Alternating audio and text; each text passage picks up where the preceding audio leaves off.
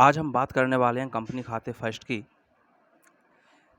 और इसमें हम बात करेंगे कंपनी के अर्थ की और इसकी प्रमुख विशेषताओं की।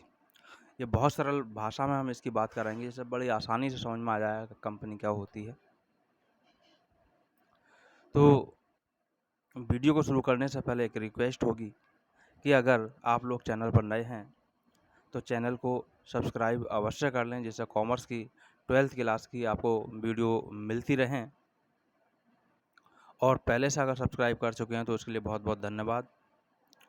तो बात करते हैं पहले इसकी कि कंपनी आखिर कहाँ से, ये शुरुआत इसकी कैसे हुई। तो सारा व्यापार जो शुरू होता है वो एकल व्यापार से शुरू होता है। एकल व्यापार के बारे में आप सभी लोग जानते होंगे कि कोई भी ऐसा व्यापार जिसका मालिक एक अकेला व्यक्ति होता है, सारी जिम्मेदारी उसी के कंधे पर होती है, तो उस व्यापारी को एकल व्यापारी, मैं संक्षिप्त ही बता रहा हूँ, केवल एकल व्यापारी कहा जाता है उसे। और उस व्यापार को एकल व्यापार कहा जाता है। उसके व्यापार करने के जो साधन हैं वो सब सीमित होते हैं, चाहे प्रबंध कुशलता हो, चाहे पूंजी प्राप्त करने के साधन हो, सब सीमित होते हैं। लेकिन अगर उसका व्यापार प्रसिद्ध होता जाता है, उस व्यापार को बढ़ाना होता है, तो व्यापार को बढ़ाने के लिए उसके पास ना ही पूंजी है, ना ही अधिक प्रबंध कुशलता है, और बहुत सारी चीज़ों की आवश्यकता होती है जो उसके पास नहीं है। तो वो कई सारे अपने जैसे लोगों को एकत्र कर लेता है, तब वो एकल व्यापार का जो स्वरूप बड़ा करता है उसको कहा जाता है साझेदारी। साझेदारी का अर्थ आप सब लोग पढ़ चुके हैं। तो विभिन्न गुणों वाले व्यक्ति जब मिल कर के किसी व्यापार को कर और उसके लाभ को आपस में बांटने के लिए तैयार होते हैं, तो ऐसे संगठन को साझेदारी संगठन कहा जाता है। लेकिन व्यापार को जब और बड़ा स्वरूप देना होता है तब वो एक कंपनी का रूप कहलाती है। तो ये रहा हमारे पास कंपनी की जो शुरुआत है, वो शुरुआत हम एकल व्यापार से ही मानेंगे व्यापार की। तो कंपनी, अब यहाँ पर बात आती है, कोई भी कार्य, भारत में अपना एक कानून है, अपना एक विधान है, तो हर चीज़ के लिए अधिनियम होते हैं। उसी तरह से भारत में भी अब यहाँ कंपनी की बात चल रही तो कंपनी अधिनियम है, जिसका नाम है भारतीय कंपनी अधिनियम 1956। लेकिन अब इस अधिनियम को परिवर्तित करके 2013 में, इसमें वैसे पीछे और भी संशोधन होते रहे हैं, लेकिन अभी जल्दी में जो हुआ है वो हुआ है 2013 में। भारतीय कंपनी अधिनियम 2013 उसका नाम हो गया, जो 56 था, और इसको 1 अप्रैल 2014 से लागू कर दिया गया है। कंपनी का अर्थ एक और बात से भी लगाया जाता है, तो वीडियो को स्किप ना करें क्योंकि अभी मैं लिखित में भी यहाँ पर दिखाऊंगा।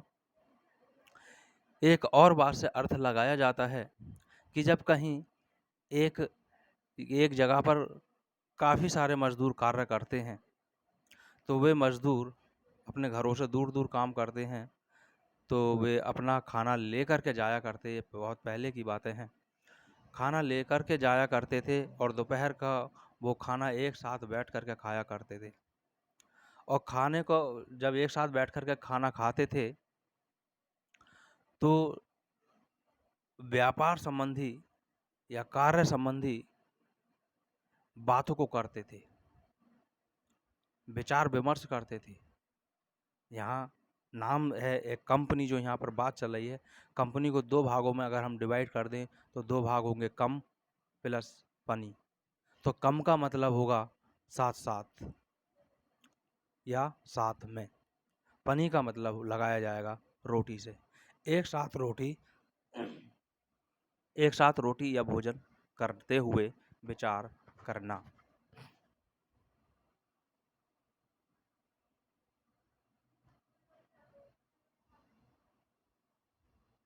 एक साथ विचार करना, एक साथ का भोजन करते हुए विचार करना, इस तरह से भी कंपनी का अर्थ लिया जाता है। आइए देखते हैं अब किताबी भाषा को।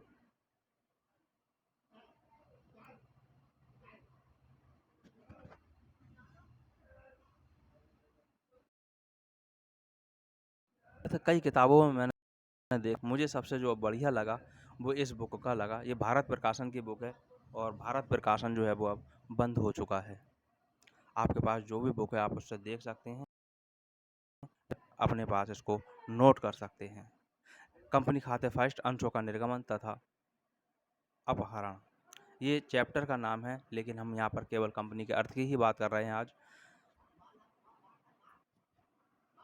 जैसा आपको यहाँ दिखाई दे रहा है, आधुनिक उद्योग एवं वाणिज्य की बढ़ती हुई आवश्यकताओं को जब एकल व्यापार एवं साझेदारी अपने सीमित साधनों तथा असीमित उत्तरदायित्व के कारण पूरी न कर सके, तो एक नए व्यावसायिक संगठन का जन्म हुआ, जिसे संयुक्त पूंजी कंपनी अथवा संयुक्त स्कंद प्रमंडल कहते हैं। इस संयुक्त पूंजी कंपनी इसलिए कहा जाता है, यहाँ लिखा नहीं है, मैं समझा रहा हूँ, ये यहाँ तक की हमारी बात हो गई,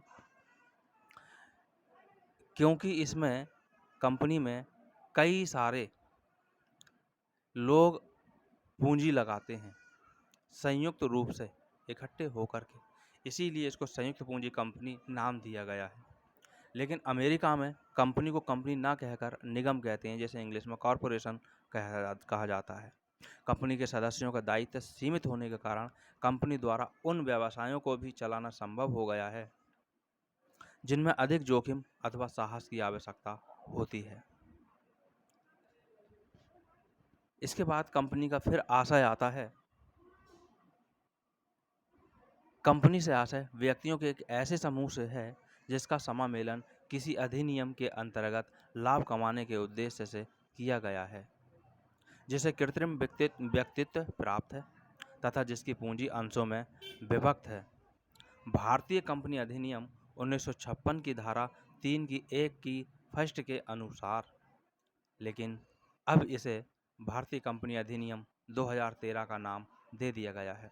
कंपनी से आशय इस अधिनियम के अंतर्गत निर्गमित तथा पंजीकृत कंपनी से है या एक विद्यमान कंपनी से है। इसी की धारा 3 की 1 की सेकंड के अनुसार विद्यमान कंपनी से आशय एक ऐसी कंपनी से है जो किसी पहले कंपनी अधिनियम के अधीन पंजीकृत हुई हो, यानी 2013 से और 2056 के बीच में इस पर संशोधन होते रहे हैं, उसके अनुसार किसी में भी पंजीकृत कंपनी कराई गई हो तो वो कंपनी है। 1956 से पहले भी, क्योंकि इसका जो प्रादुर्भाव है अधिनियम का वो लगभग 1800 सन से इसको माना जाता है, तो किसी भी अधिनियम के अंतर्गत उसका निर्माण किया गया हो। कंपनी की यह परिभाषा केवल एक वैधानिक परिभाषा है, यानी कानूनी परिभाषा जो अधिनियम में लिखी गई है वो परिभाषा है, जिससे इसके लक्षणों का कोई ज्ञान नहीं होता। अतः नीचे कुछ परिभाषाएं विद्वानों के द्वारा दी गई हैं। यहाँ पर परिभाषा देखें, आप देख सकते हैं न्यायिक परिभाषाएं, यानी जो न्यायालय में न्यायाधीश होते हैं उनके द्वारा जो परिभाषाएं दी गई हैं वो। पहली जो परिभाषा यहाँ पर दी जा रही है उसको देखें, न्यायाधीश जेम्स के अनुसार। तो साझेदारी संगठन में आपने पढ़ा होगा गार्नर बनाम मर्रे, उसमें एक न्यायाधीश का नाम आया था न्यायाधीश जोयस, लेकिन ये अलग हैं जेम्स। कंपनी से आशय किसी सामान्य उद्देश्य के लिए निर्मित व्यक्तियों के एक संघ से है। दूसरी परिभाषा है न्यायाधीश मार्शल के अनुसार, और ये बहुत ही प्रसिद्ध परिभाषा है मार्शल के अनुसार। संयुक्त पूंजी कंपनी एक कृत्रिम, अदृश्य तथा अमूर्त संस्था है जिसका अस्तित्व केवल विधान की दृष्टि से होता है। ये परिभाषा जज के द्वारा दी गई हैं। अब सैद्धांतिक जो इसकी परिभाषाएं हैं, हैने के अनुसार, ये प्रोफेसर हैं, तो प्रोफेसर हैने के अनुसार किसी कंपनी राज नियम द्वारा निर्मित एक कृत्रिम व्यक्ति है जिसका अविच्छिन्न उत्तराधिकार तथा सार्वमुद्रा सहित एक पृथक अस्तित्व होता है। तो जो भी परिभाषाएं दी जा रही हैं, इन परिभाषाओं में आप परिवर्तन नहीं कर सकते। विद्वानों ने जैसा लिखा है वैसा ही आपको लिखना होगा। किम्बाल के अनुसार निगम प्रकृति से ही एक कृत्रिम व्यक्ति है जिसे किसी विशिष्ट उद्देश्य के लिए वैधानिक अधिनियम द्वारा रखा गया है या अधिकृत किया गया है। तो ये थी हमारे पास में इसकी परिभाषाएं और अर्थ। अब आप इसको चाहें तो अपने पास नोट कर सकते हैं, बल्कि नोट कर क्या सकते हैं, नोट कर ही लें, क्योंकि ये बहुत काम की चीज़ है। सबसे सरल भाषा में इस पुस्तक में दिया गया है इसका अर्थ और परिभाषाएं।